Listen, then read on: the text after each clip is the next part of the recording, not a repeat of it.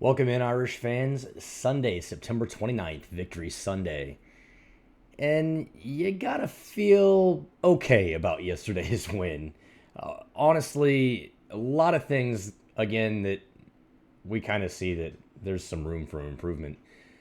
Coaches said at the beginning of the season that if we were going to win out, none of the wins were going to be pretty. Well, they weren't wrong. But first, I want to talk about some of the good things that we saw yesterday. Not getting on the Riley Leonard high praises horse today, but I do want to say there has been some improvement since last week. We did see him air the ball out and make a couple of great passes downfield. The receivers were wide open, and so those passes should be completed. In previous weeks, we hadn't seen that. So that's a nice improvement. Also, a lot of the little short dump passes that he was missing, there's been some improvement there. Other improvements that we got to see, Jeremiah Love got a lot more time and a lot more work this week than he had in previous weeks, including 5 receptions. That was a real game changer for the Irish offense the other day. Now, of course, anytime Jeremiah Love's on the field, the defense knows they got to try to sniff him out. Somebody's got to cover him, and somebody's got to try to make a play on him.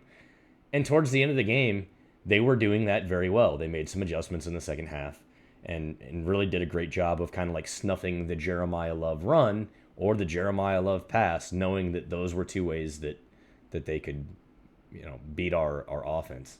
It was nice to see Jaden Greathouse get out there and get some play time and get some good plays. The one play that I really want to kind of call out, Jaden Harrison caught a pass yesterday for 34 yards. He was out. He was alone. He was, one-on-one with a guy that was 6 yards off of him. Great play to start. Didn't love the way it finished. If you're one-on-one with a cornerback, you just got to beat that guy. I can't figure out when you've got one guy to beat and you're that wide open how it doesn't go for a touchdown. Overall, though, I think great effort on his part. He's probably a little surprised to have the football in his hands based on the way that this season's gone so far. And honestly, probably hasn't had a whole lot of opportunity to make some of those kinds of things happen. I want to call out Kennedy Urlacher for doing a great job on the muffed punt recovery. Great hustle, got downfield, caused the ball to move, got on the ball, got us the ball in the red zone. That one play is probably the entire difference in the ball game, because the turnover differential was 0. There, we recovered as many turnovers. It was that punt and the interception. They recovered their other fumble, and we turned over 2 fumbles. One on the opening kickoff. I'm trying to remember what the other one. One a run by Jardarian Price inside the red zone. Both of which led to touchdowns. So points off turnovers were the same. Louisville won every category or tied every category in that game yesterday. If you look at the box score, this is not a Notre Dame win. If you look at the scoreboard, it's a Notre Dame win. But if you look at the box score, you're going, how? How did Louisville lose this game? Some of it was clock management. Some of it was dumb penalties. We had a few of those ourselves.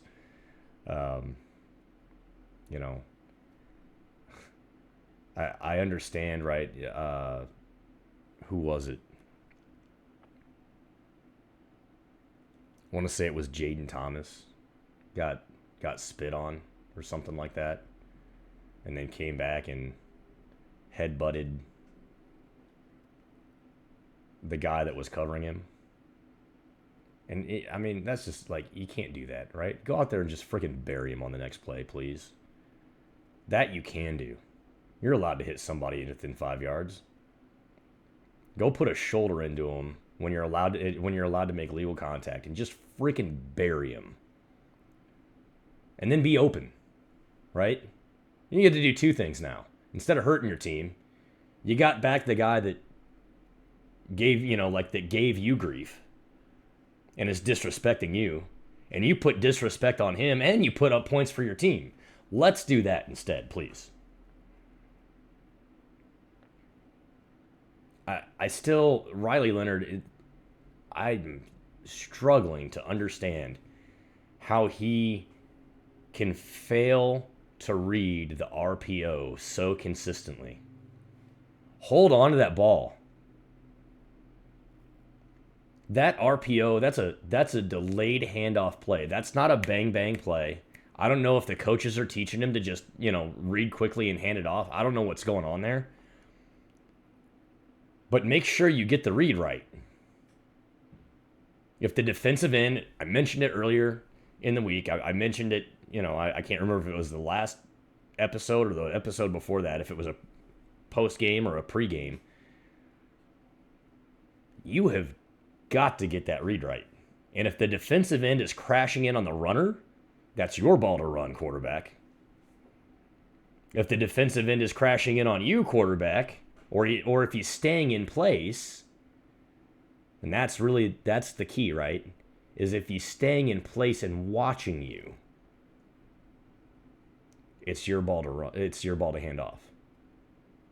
If he's crashing in, you got to pull that ball and you got to beat the defensive end one-on-one.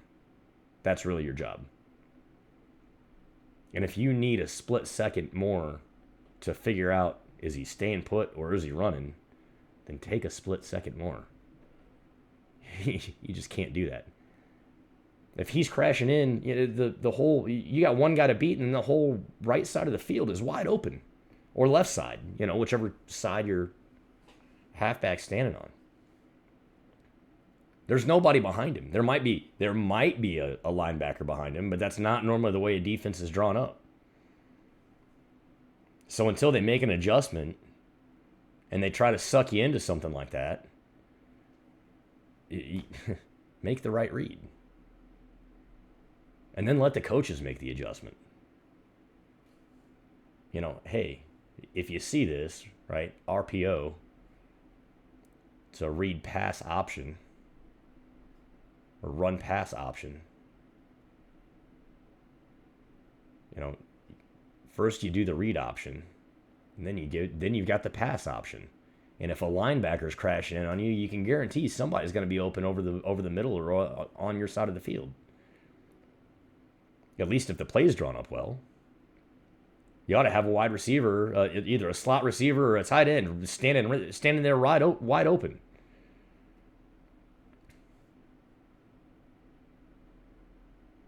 And I'd love to see, any of our tight ends in a one-on-one matchup with anybody else's cornerbacks or safeties.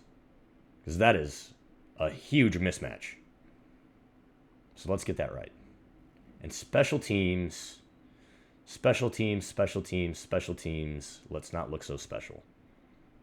Because they're really actually not looking special right now.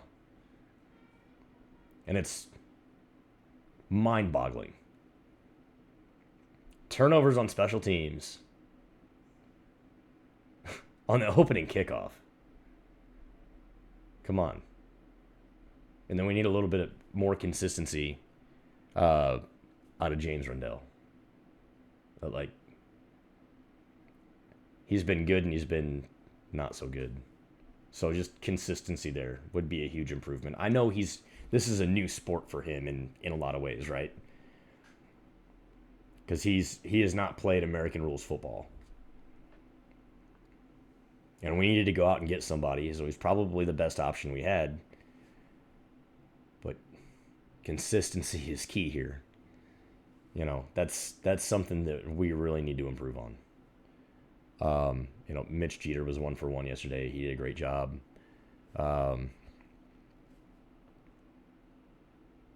Xavier Watts with another interception yesterday.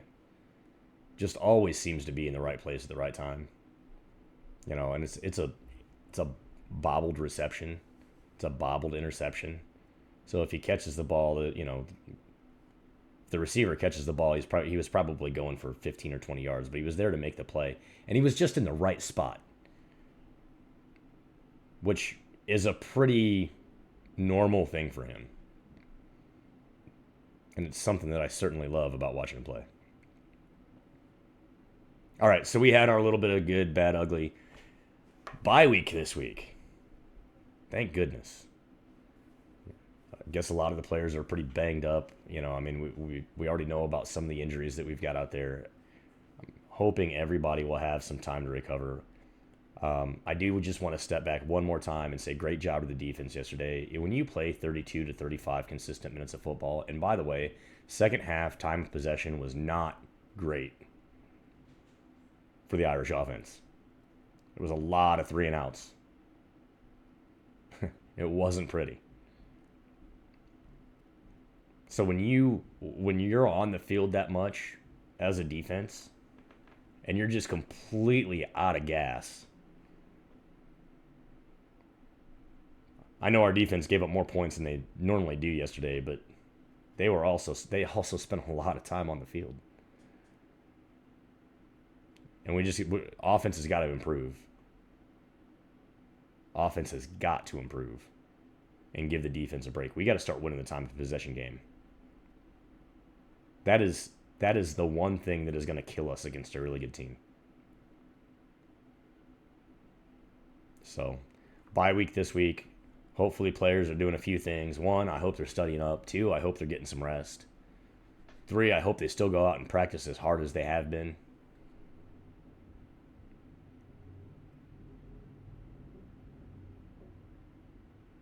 We'll be back here in a week and a half. I haven't decided if I'm going to do a special edition episode or not, but we'll see. We'll see what we got.